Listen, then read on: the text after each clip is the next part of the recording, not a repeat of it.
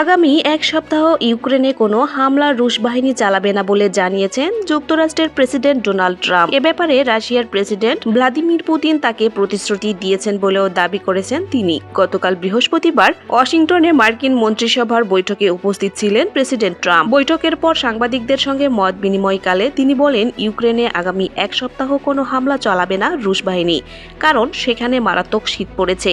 আমি ব্যক্তিগতভাবে প্রেসিডেন্ট পুতিনের সঙ্গে যোগাযোগ করে কিয়েভ ও অন্যান্য শহরে হামলা বন্ধের জন্য তাকে আহ্বান জানিয়েছিলাম এবং তিনি তাতে রাজি হয়েছেন। আমাদের আলোচনা ছিল খুবই চমৎকার। আগের দিন বুধবার ইউক্রেনের জনৈক এমপি অ্যালেক্সেই গঞ্চারেস্কো সংবাদ মাধ্যমের কাছে দাবি করেছিলেন, ইউক্রেনের বিদ্যুৎ খাতে হামলা বন্ধের ব্যাপারে কিয়েভ ও মস্কোর মধ্যে সমঝোতা হয়েছে।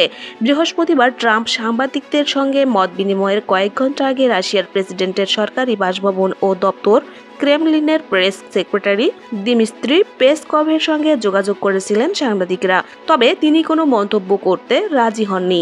প্রসঙ্গত, ইউক্রেন এখন তীব্র ঠান্ডা চলছে। বর্তমানে দেশটির বিভিন্ন এলাকায় গড় তাপমাত্রা -40°C, কিন্তু সামনের রোববার থেকে এই তাপমাত্রা আরও কমে -13 ডিগ্রিতে নেমে যেতে পারে বলে পূর্বাভাস দিয়েছে ইউক্রেনের আবহাওয়া দপ্তর। ক্রিমিয়া উপদ্বীপকে রুশ ভূখণ্ড হিসেবে আনুষ্ঠানিক স্বীকৃতির প্রতিশ্রুতি দিয়েও তা রক্ষা করা এবং নেটোর সদস্যপদের জন্য কিয়েভের তদবিরের জেরে কয়েক বছর ধরে টানাপোড়েন চালার পর 2022 সালের 24 ফেব্রুয়ারি থেকে ইউক্রেনে সামরিক অভিযান শুরু করে রুশ বাহিনী। রাশিয়ার প্রেসিডেন্ট পুতিনের নির্দেশ শুরু হওয়া সেই অভিযান এখনও চলছে। অভিযানে ইউক্রেনের সেনাবাহিনী ও সামরিক স্থাপনার পাশাপাশি বিদ্যুৎ সরবরাহ ব্যবস্থাকে লক্ষ্য করেও হামলা করছে রুশ সেনারা। সর্বশেষ গত 26 জানুয়ারি রাতভর রাজধানী কিয়েভ সহ বিভিন্ন শহরে বিদ্যুৎ উৎপাদন ও সরবরাহ স্থাপনাগুলোতে ড্রোন ও ক্ষেপণাস্ত্র হামলা চালায় রুশ বাহিনী। এতে বিদ্যুৎবিহীন হয়ে পড়ে ইউক্রেনের 1330টি অ্যাপার্টমেন্ট ভবন সহ 12 লক্ষাধিক বাড়িঘর। বৃহস্পতিবার ইউক্রেনের বিদ্যুৎ মন্ত্রী ডেনিস শ্লিগাল জানিয়েছেন, সরকার বিদ্যুৎ সংযোগ স্বাভাবিক করার জন্য